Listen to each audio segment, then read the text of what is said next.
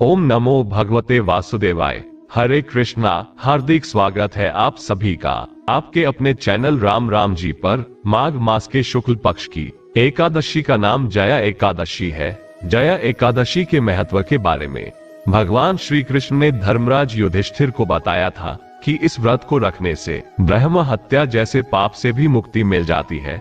माघ के महीने में भगवान शिव की भी पूजा की जाती है, इसलिए जया एकादशी के दिन भगवान विष्णु और भगवान शिव की भी पूजा जरूर करनी चाहिए।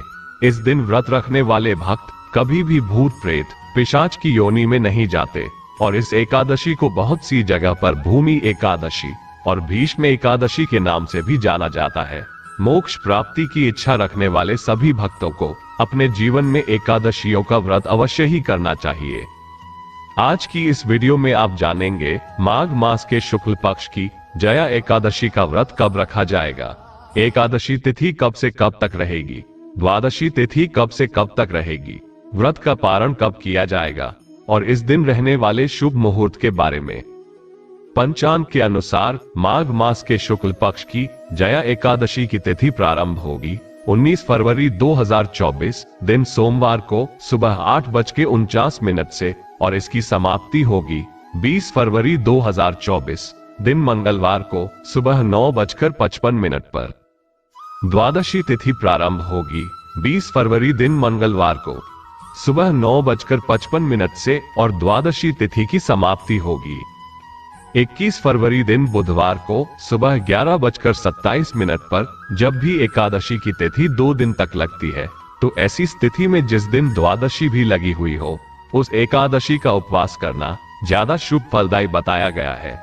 इसलिए जया एकादशी का व्रत 20 फरवरी दिन मंगलवार को रखा जाएगा और एकादशी व्रत का पारण होगा 21 फरवरी 2024 दिन बुधवार को। इस बार हरिवासर का जो समय है वो 20 फरवरी को ही दोपहर तक समाप्त हो जाएगा और नियमों के अनुसार हरिवासर के समय व्रत नहीं खोला जाता है।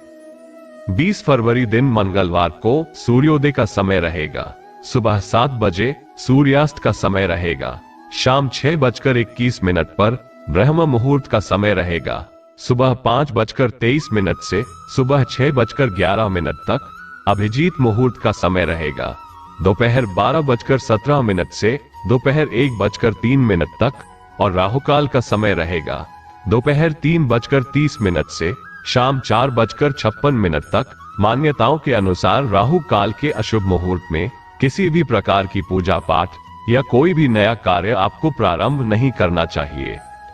21 फरवरी दिन बुधवार को सूर्योदय का समय रहेगा, सुबह 6:59 सूर्यास्त का समय रहेगा, शाम 6:21 ब्रह्म मुहूर्त रहेगा, सुबह 5:23 से 6:11 तक अमृत काल का समय रहेगा, सुबह 11:41 से दोपहर 1:25 तक और राहुकाल का समय रहेगा, दोपहर 12:40 से दोपहर 2:05 तक। इस दिन भी आपको राहुकाल के समय का ध्यान रखना है। द्वादशी तिथि को दान दिया जाता है तो दान देते समय आप ध्यान रखें कि उस समय राहुकाल का समय ना हो। जया एकादशी व्रत रखने वाले सभी भक्तों को अपना उपवास खोलना होगा, यानी कि व्रत का पारण करना होगा 21 फरवरी दिन बुधवार को सुबह 6:55 से सुबह 9:11 के अंदर अंदर।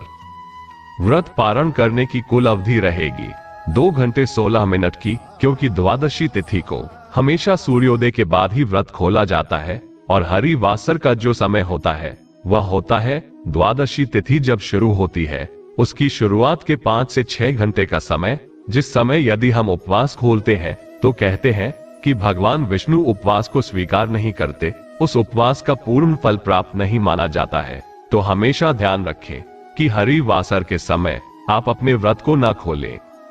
माघ के महीने में भगवान विष्णु और भगवान कृष्ण की पूजा खास तौर पर तिलों से की जाती है। भगवान विष्णु की पूजा में तिल का, पंचामृत का, पीले फल, पीले फूलों का और तुलसी दलों का होना अनिवार्य होता है। इस दिन पूजा करने वाले सभी भक्तों को, उपवास रखने वाले भक्तों को संकल्प लेना चाहिए। यदि आप उपवास संकल्प लेकर रखते हैं तो आपकी जो भी मनोकामना है वो शीघ्र ही पूर्ण हो जाती है। एकादशी के व्रत में चावल का प्रयोग किसी भी प्रकार से अन्न का प्रयोग, नमक का सेवन नहीं किया जाता है।